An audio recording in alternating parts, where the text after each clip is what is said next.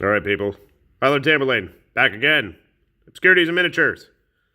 Another Brutality character pack, and today we have Rangoth, I don't know, the Demon King, a Spike Wall, and Limestone Wall Ruins. So, without further ado, let's pop this baby open. We've talked enough about this stuff. Alright, so we have a card for the Demon King. Hello, Demon King. I think this is probably my favorite sculpt of the bunch. And he's got a lot of life. He's got his movement. He's got his abilities. I'm surprised he doesn't have anything else there. We've got a couple tanks we've looked at so far. He's got some big effects that they talk about there. We'll let all the hardcore board game people take a look at those. So what's in the box with him? Here's our spiked wall. Let's get it more on camera, shall we? Spiked on that side, that side. It's not much to look at, but you know, it is nice to have 3D representations of traps and terrain. Here's the limestone wall. Like you may have guessed, it's a wall. And more importantly than both those little pieces is our friend, the Demon King. Now, looking at him, this dude is massive. And you can see some of the figures in the background there. This is going to pose a problem if you're looking for figures that are compatible with other games. Because, well, let's just do this. We'll put him on the base with the Demon King. This guy is big. I mean, not only is he tall, obviously, but his base is just as wide. I want to say, is it a 60? No, it's almost 120 millimeters there. That's pretty darn big. So yeah, grabbing another figure. Should be 3 of these.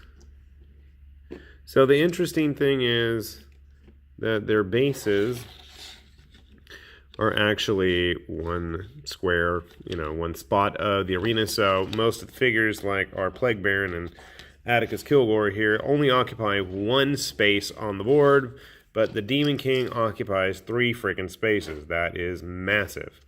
So yeah, he's a big figure, and I'm just like, it's pretty darn cool. My only disappointment is he actually fits on his base, which is a really strange disappointment. But his dimensions, let's see that, he actually fits, even with his big honking sword. For the most part, everything stays within the confines of his base.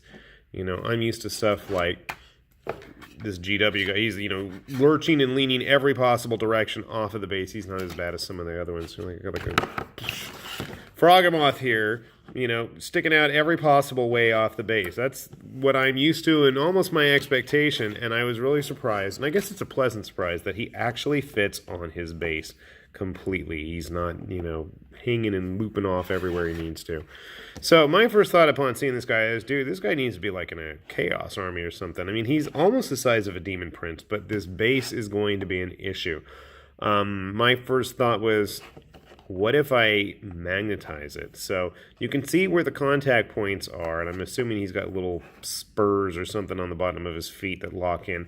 More than likely, I'm going to have to disassemble everything anyways if I really want to get to paint all of it, because it's just going to be kind of a hassle with the way his body is positioned. Speaking of his body, he's got a lot of detail going on here. He's got skulls on just about every single bit of his armor. Got the tail and the chains and tatters underneath that. He's got the ancient runes going on his broken sword. At first I thought it was like a pillar or something because of the, you can see the detail in the art if I can ever get it in focus. Get out of here. You're screwing up my shot, man. Aw, come on. Cooperate with me, Demon King.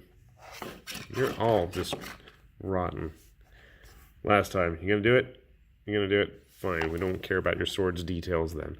Anyway, and now you do it. Okay, you can see he's got like a relief sculpture type thing going on back there. Head details are kind of hard to see, especially compared to some of the other figures, but overall it looks like it's going to be nice and easy if you do want to go the painting route.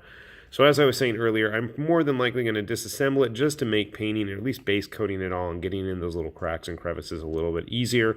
But I also might end up putting some magnets underneath his feet, so that way if I wanted to put him on, let's say, what is this, like a 50-60 millimeter base, you know, he would totally fit there, and I could use him in other games as well, because this is going to take up a lot of space in any other game besides Brutality. Why would I want to use it in something besides Brutality? Because that's just my personality. You know, I'm going to fit the square into the round hole. Square peg, round hole. Something like that. I was going somewhere with that analogy, but it got lost. So, anyway, very cool figure. This was probably one of the highlights for me, next to Trajan, the Executioner.